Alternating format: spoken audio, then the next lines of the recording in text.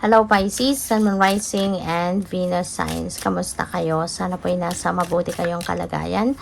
Welcome back po sa Star Tarot. At kung bago kayo rito, welcome din po kayo. Please subscribe, like, share my videos, and leave me a comment kung nakaresonate kayo. So, pauna message ninyo, napakaganda, joy, enjoy the little things. So, maaaring marami kayong mga bagay-bagay, no? Maaaring maraming blessings ang dadating sa inyo, kaya magiging masayang-masaya kayo. At ang maganda rin dito, no, even yung mga maliliit na bagay, maaaring you're going to learn to appreciate them sa ngayon, no? Kaya mai-enjoy mo na din kahit yung mga maliliit na bagay or mga simpleng bagay lang na nangyayari sa buhay ninyo. So, your next message is abundance, 'di ba? So, ito, kaya talaga isa din, no, sa magiging rason kung bakit kayo you will be filled with joy ay dahil din dito sa abundance. So, magkakaroon kayo ng material gain, magkakaroon kayo ng financial blessings, no, at it will come in abundance. So, talagang sobra-sobra to para sa'yo. So, siksik-liglig, umaapaw, no, yung paparating sa inyo na biyaya. So, what else? We have belief. Examine existing beliefs. Kasi baka lumalabas na ang tawag dito, baka lumalabas na yung belief na to could be limiting belief na, no? Pwedeng ganito na ang sitwasyon na hindi na siguro, alam mo yun, hindi na nakakatulong. Baka may mga paniniwala kayo na akala ninyo, all this time, akala ninyo makakabuti sa inyo. Pero maaaring hindi. Diba? Kaya examinin mo yung sarili mo. Kasi baka maraming kang mga pinaniniwalaan na siyang nagiging blockage, no, sa iyong pag-asenso, sa inyong pag-thrive, pag-grow as a person, yung ganon. Okay? So, what else? We have reciprocity. Ayan. So, give and take ang lahat. Diba? Give and take. Kailangan na pinapractice natin, no, yung reciprocity. Mahalaga yon. Kasi hindi lang naman tayo ang tao sa mundo. Hindi ba? Kaya ngayon din, maaari na ang iba sa inyo, maaring meron kayong mga natulungan in the past. Maaring may mga good deeds kayo na ginawa para sa ibang tao, at ngayon maaring sila naman yung magbibigay sa'yo, maaring sila naman yung tutulong sa'yo, no? Kung kayo naman ang nangangailangan ng tulong. So, wag kayong mag-guilty, no, na tumanggap ng tulong ng iba, tumanggap ng regalo ng iba, tumanggap ng token, no, from other people, lalo na kung sila yung nagawan mo ng tulong in the past. Kasi ganun talaga, no? It's not that kunyari kung mayroong gustong tumulong sa iyo, 'di ba? So hindi lang ito one way, 'di ba? Hindi lang sa tutulungan kanya ikaw yung ginawa ng pabor. Oo, ginawan kanya ng pabor kasi tatanggapin mo din yung tulong niya. Pero on the other hand, binibigyan mo din siya ng pabor. Bakit? Kasi sa pagtanggap mo ng tulong niya, binibigyan mo din siya ng pagkakataon na makatulong. Binibigyan mo din siya ng tsansa na makagawa din ng good deeds, no, sa ibang tao, no? In that case, sa iyo, 'di ba? So, in a way, talaga, both of you, no, both sides ay makikinabang diyan. Binigyan kanya ng pabor, binigyan mo din siya ng pabor na makatulong. Okay? Kaya wag kang mag-guilty, no, na tumanggap ng tulong ng iba.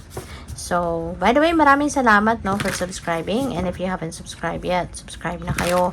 And also, maraming salamat din for not skipping the ads. Malaking bagay po yan sa akin. And also, please click the join button sa baba ng video kung gusto po ninyo na mag-join kayo sa membership. Okay? Salamat. So, a forgotten spell will bring unexpected joy. Ayan. So, you know what? Maaring dati, baka meron kayong spell now na kinast, or ang iba nagha-hire ng ibang tao para mag-cast ng spell para sa kanila. So, may mga ganon.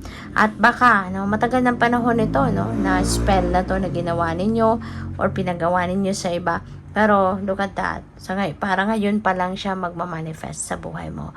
Maaring ngayon mo pa lang mararamdaman ang epekto ng spell na yon sa buhay mo. Kaya, there's going to be an unexpected joy na mararamdaman mo din So, good for you. So, beware of hidden truth. They will soon be revealed. Ayan. So, maging handa ka lang for anything. No? Kasi, 'di ba, may mga katotohanan na nakakawindang, may mga katotohanan na nakakasakit, may mga katotohanan na nakaka-overwhelm, 'di ba? So, kaya ito, beware, no? Kasi merong katotohanan ditong tinago sa'yo ng maaring matagal na panahon na, at ngayon, no, maaring yan ay malalaman mo na, madidiscover mo na. Baka merong magsasabi sa'yo, something like that, no? May magko-confess na sa'yo. So, possible yan. So, what else? We have resources. Be grateful for what you have and have something for the future. Use wisely and as needed. Okay? So, be grateful. Huwag kayo makakalimot, no, na magpasalamat sa mga blessings na dumadating sa'yo or sa mga blessings na binigay sa'yo ng Divine Universe. Kasi, 'di ba, yung pagpapasalamat, no, susi natin yan for more blessings, for more good things to come sa buhay natin. Kaya, ang mahalaga din dito, no, alagaan mo kung ano man itong mga blessings na to, yung mga resources na to. Alagaan mo, gamitin mo sa tama. Alright? Para hindi masayang. So, we have fertility. It's time to think about family life and children. Baka iba sa inyo, baka magbubuntis na, don't sacrifice family for career. Alright? So, baka kasi ang iba din sa inyo dito, baka nakakalimot na nakalimutan na mag-asawa, baka nakalimutan na mag-anak, 'di ba? Kasi na-focus sa karera.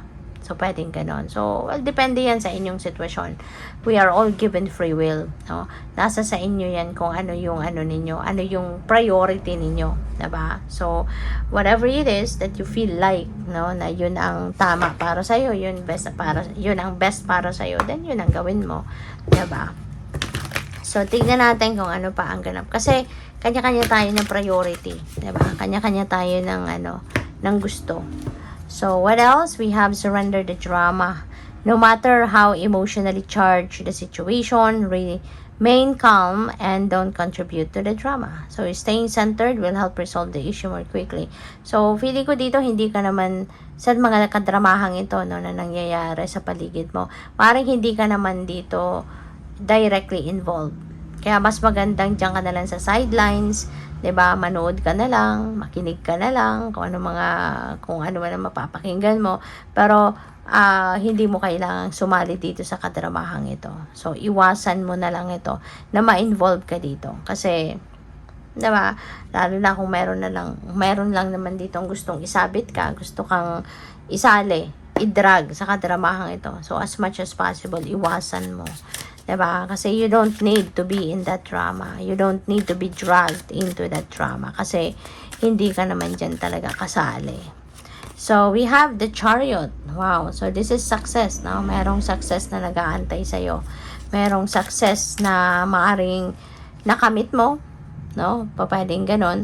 Or meron ka pang success, no? Sa susunod mong gagawin, sa susunod mong pupuntahan. Meron kang tagumpay din, no? Na nag-aantay dyan. And, maaari din, na-pick up ko din dito, baka ang iba sa inyo meron bibiling sasakyan. Maybe you are shopping, no, for a vehicle. Baka, or nag-iisip kayo, no, may plan kayo to buy a vehicle. So, parang ganon.